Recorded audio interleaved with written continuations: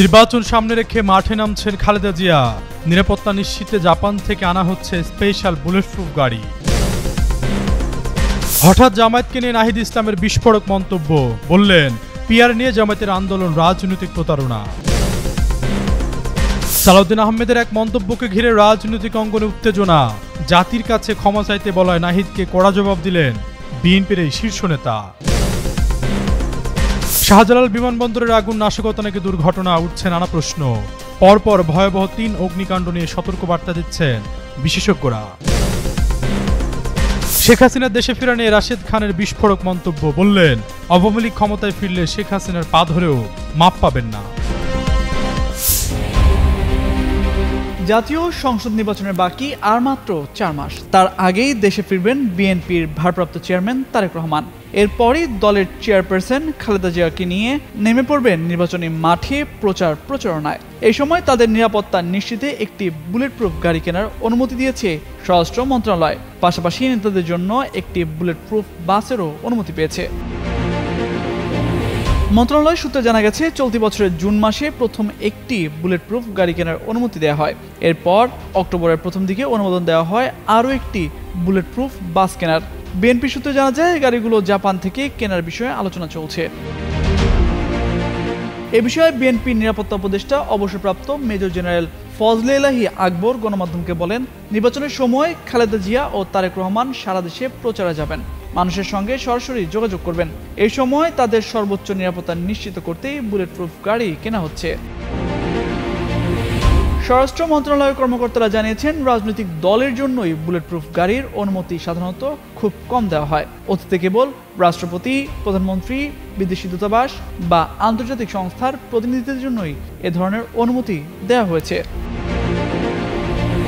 Bangladesh reconditioned vehicles import and dealers association সভাপতি আব্দুল হক বলেন, বেসরকারিভাবে কেউ বুলেটপ্রুফ গাড়ি আনতে পারেন না, এটি সরকারিভাবে অনুমোদিত হতে হয়। একটি গাড়ির দাম প্রায় $2 লাখ, আর 800% শুল্ক দিয়ে আনলে মোট খরচ দাঁড়ায় প্রায় 22 কোটি টাকা। স্বরাষ্ট্র মন্ত্রণালয় সূত্রে জানা গেছে, বিএনপির কোষাধ্যক্ষ এম রশিদুজ্জামান মিল্লাত গত জুনে খালেদা জিয়া ও তার পরিবারের সদস্যদের ব্যবহারের জন্য বুলেটপ্রুফ গাড়ি কেনার আবেদন করেন। পরে দলের জ্যেষ্ঠ নেতাদের ব্যবহারের জন্য একটি বুলেটপ্রুফ বাস কেনারও অনুমতি চাওয়া হয়। এছাড়া বিএনপি স্বরাষ্ট্র মন্ত্রণালয়ে আগ্নেয়াস্ত্রের লাইসেন্সের আবেদন করেছে। দলটি একটি শটগান ও 2টি পিস্তলের লাইসেন্সের অনুমতি চেয়েছে, যা এখনও বিবেচনাধীন। আইনশৃঙ্খলা বাহিনীর একাধিক সূত্র জানিয়েছে, বর্তমান রাজনৈতিক পরিস্থিতি ও আওয়ামী লীগের নিষিদ্ধ কার্যক্রমের পটভূমিতে বিএনপি নেতৃত্বের উপর হামলার আশঙ্কা থেকে এর নিরাপত্তার উদ্যোগ নেওয়া হয়েছে। তামজিদ মির্জা, যুগান্তর নিউজ। কয়েক মাস আগেও এনসিপির সঙ্গে জামায়াতের নির্বাচনে জোট হতে পারে বলে ধারণা করছিলেন বিশেষজ্ঞরা, কিন্তু হঠাৎই কোনো এক রহস্যজনক কারণেই জামায়াতের সঙ্গে দূরত্ব বাড়তে থাকে নাহিদ আক্তারদের। সবশেষ জুলাই সনদ স্বাক্ষর অনুষ্ঠানেও এনসিপি অংশ না নিলেও শেষ মুহূর্তে এসে অংশ নেয় জামায়াত। এরপর থেকেই রাজনৈতিক অঙ্গনে আলোচনা, এনসিপির সঙ্গে জামায়াতের সখ্যতায় ভাটা পড়ার গুঞ্জন। এবার সেই গুঞ্জনকে উস্কি দিয়ে যেন আগুনে ঘি ঢাললেন নাহিদ ইসলাম। রোববার বিকেলে নিজের ফেসবুক পেজে দেয়া এক পোস্টে তিনি লেখেন, নির্বাচনে পিআর পদ্ধতি নিয়ে জামায়াত ইসলামের আন্দোলন পরিকল্পিত রাজনৈতিক প্রতারণা ছিল। তাদের এই আন্দোলনের লক্ষ্য ছিল সংস্কার কমিশনের সংস্কার প্রক্রিয়াকে ব্যাহত করা এবং জনগণের উত্থানের পর জাতীয় সংলাপকে রাষ্ট্র ও সংবিধান পুনর্গঠনের মূল প্রশ্ন থেকে বিভ্রান্ত করা। পোস্টে নাহিদ লেখেন, মূলত ভোটের প্রমাণ ভিত্তিক পিআর পদ্ধতির মাধ্যমে একটি উচ্চকক্ষ প্রতিষ্ঠার দাবি একটি সাংবিধানিক নিরাপত্তা হিসাবে উত্থাপিত হয়েছিল। এর আশেপাশে একটি শক্তিশালী আন্দোলন গড়ে তোলার মাধ্যমে জুলাই সনদের আইনি কাঠামো প্রতিষ্ঠার লক্ষ্য ছিল। তবে জামায়াত ও তার সহযোগীরা এই এজেন্ডাকে জিম্মি করে এটিকে কেবল একটি কৌশলগত পিআর ইস্যুতে পরিণত করে। তারা নিজেদের স্বার্থ সিদ্ধির জন্য এটিকে ব্যবহার করে। তাদের উদ্দেশ্য কখনো সংস্কার নয়, বরং এটি ছিল কৌশলগত প্রভাব বিস্তার। নাহিদ ইসলাম পোস্টে আরও উল্লেখ করেন, জুলাই উত্থানের আগে অথবা পরে কখনোই সংস্কার সংলাপে অংশগ্রহণ করেনি জামায়াত ইসলামী। তারা কোনো মৌলিক প্রস্তাব, সাংবিধানিক দৃষ্টিভঙ্গি বা গণতান্ত্রিক প্রজাতন্ত্রের প্রতি কোনো অঙ্গীকার প্রদান করেনি। সংস্কার কমিশনের মধ্যে হঠাৎ তাদের সমর্থন ছিল বিশ্বাস বা দৃষ্টিভঙ্গির ফল নয়, বরং রাজনৈতিক ছদ্মবেশধারী হস্তক্ষেপ। এনসিপির এই শীর্ষ নেতা উল্লেখ করেন, এখন বাংলাদেশের মানুষ স্পষ্টভাবে এই প্রতারণাকে বুঝতে পেরেছে। তারা সত্যের প্রতি জাগ্রত এবং আর কখনো ভ্রান্ত সংস্কারবাদী ও কৌশলগত রাজনৈতিক খেলোয়াড়দের দ্বারা প্রতারিত হবে না। সর্বশক্তিমান আল্লাহ ও এই দেশের সার্বভৌম জনগণ আর কখনো অসৎ, সুযোগ সন্ধানী ও নৈতিকভাবে দেউলিয়া শক্তিগুলোকে তাদের উপর শাসন করতে দেবে না। আশরাফুল ইসলাম, যুগান্ত নিউজ।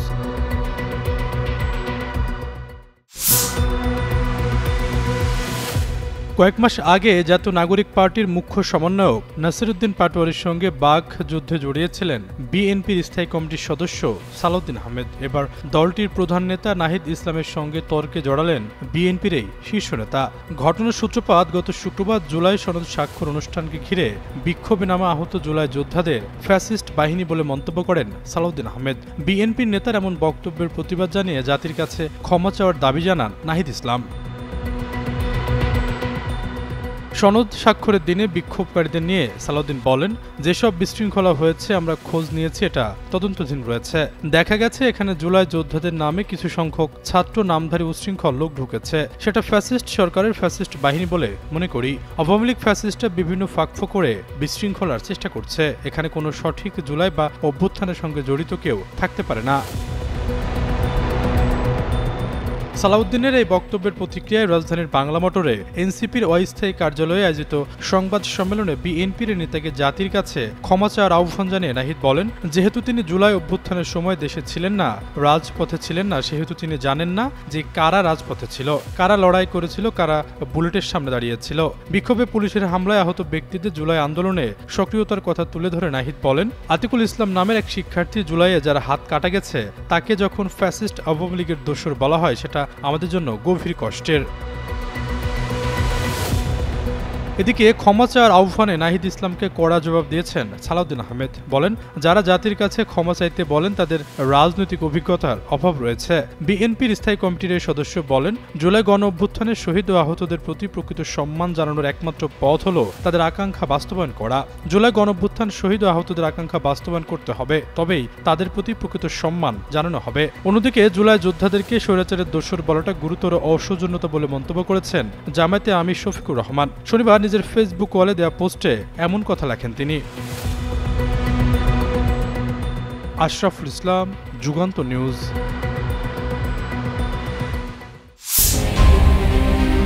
কেপিআইভুক্ত জনবসতিপূর্ণ এলাকায় গেল 5 দিনে ঘটেছে ভয়াবহ 3টি অগ্নিকাণ্ডের ঘটনা, যার মধ্যে সবশেষ ঢাকায় হযরত শাহজালাল আন্তর্জাতিক বিমানবন্দরের কার্গো ভিলেজের আগুনে নড়েচড়ে বসেছে সবাই। এইসব কি নিছক দুর্ঘটনা নাকি পরিকল্পিত নাশকতা? এ নিয়ে জনমনে তৈরি হয়েছে শঙ্কা। এর প্রকৃত কারণ খুঁজে বের করার পরামর্শ দিয়েছেন অগ্নি নিরাপত্তা বিশেষজ্ঞরা। বিশেষজ্ঞরা বলেন, বাংলাদেশের নাশকতামূলক আগুনের ঘটনা চিহ্নিত করার মতো ব্যবস্থাপনা নেই। এজন্য বড় ছোট আগুনের সব ঘটনাকে দুর্ঘটনা হিসেবে চালিয়ে দেওয়া হয়। অবশ্য নাশকতা চিহ্নিতের ব্যবস্থা থাকা জরুরি। তারা বলেন, খবরটি দ্রুত বিশ্বে ছড়িয়ে পড়েছে, যা দেশের জন্য বড় নেতিবাচক বার্তা দেবে। এই কাজের সঙ্গে জড়িত বিভিন্ন বাহিনী সহ সংশ্লিষ্টদের দ্রুততম সময়ের মধ্যে সব ব্যবস্থা মেরামত করে বিমানবন্দরের কার্যক্রম স্বাভাবিক করার আহ্বান জানান তারা। বিশেষজ্ঞদের মতে, বাংলাদেশের অগ্নি নিরাপত্তায় দুর্বলতা আছে, একথা সত্য। এরপরও সাম্প্রতিক সময়ের আগুনের ঘটনাগুলো সন্দেহ তৈরি করেছে। দেশের বর্তমান পরিস্থিতি, রাজনৈতিক দলগুলোর অবস্থা, সংসদ নির্বাচন বানচালে রাজনৈতিক অস্থিরতা সৃষ্টির লক্ষ্যেই এইসব করা হচ্ছে কিনা তাও খতিয়ে দেখতে হবে বলে মনে করেন তারা। প্রসঙ্গত, 14 অক্টোবর রাজধানীর মিরপুরের রূপনগরে জনবসতিপূর্ণ এলাকায় একটি পোশাক কারখানা ও রাসায়নিকের গুদামে ভয়াবহ আগুনের ঘটনা ঘটে। সেখানে মারা যান 16 জন। ঠিক দুদিন পর 16 অক্টোবর চট্টগ্রামের ইপিজেডের মতো নিরাপত্তা বেষ্টনীতে 9 তলা একটি কারখানার ভবন আগুনে পুড়ে যায়। এর দুদিন পর শনিবার হযরত শাহজালাল আন্তর্জাতিক বিমানবন্দরের কার্গো ভিলেজে আগুন লেগেছে। সেখানে বিদেশ থেকে আমদানি করা শত শত কোটি টাকার মালামাল পুড়ে ছাই হয়ে গেছে। এ প্রসঙ্গে অগ্নি নিরাপত্তা বিশেষজ্ঞ এবং খুলনা প্রকৌশল ও প্রযুক্তি বিশ্ববিদ্যালয়ের উপাচার্য অধ্যাপক ডক্টর মোহাম্মদ মাকসুদ হেলালি যুগান্তরকে বলেন, নাশকতামূলক অগ্নি দুর্ঘটনা অসম্ভব কিছুই না, তবে পৃথিবীর অন্যান্য দেশের তুলনায় বাংলাদেশে এই চিত্র কম। দেশে বছরে 20 থেকে 25,000 অগ্নি দুর্ঘটনা ঘটে।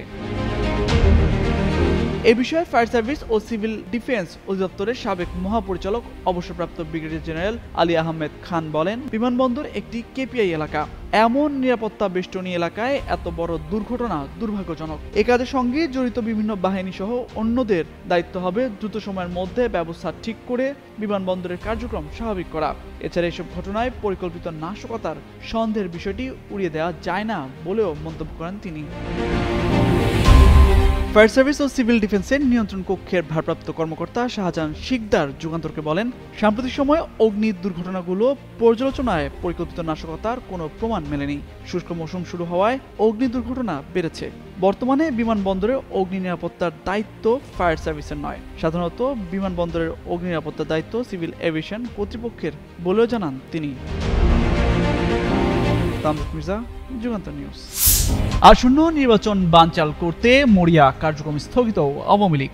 এই লক্ষ্যেই দেশের পরিস্থিতি অস্থিতিশীল করতে ঝটিকা মিছিল সহ গোপনে বিভিন্ন ষড়যন্ত্র করছেন দলের পলাতক নেতাকর্মীরা। এমন তথ্য উঠে এসেছে ঝটিকা মিছিল থেকে গ্রেপ্তার হওয়া আওয়ামী লীগের নেতাকর্মীদের কাছ থেকে। দেশে অস্থিতিশীল পরিস্থিতি তৈরি করতে আওয়ামী লীগের অপচেষ্টা নিয়ে এবার মুখ খুলেছেন গণ অধিকার পরিষদের সাধারণ সম্পাদক রাশেদ খান। রোববার বেলা 11:30টার দিকে নিজের ফেসবুক আইডিতে এই সংক্রান্ত একটি পোস্ট করেন সাবেক এই ছাত্রনেতা।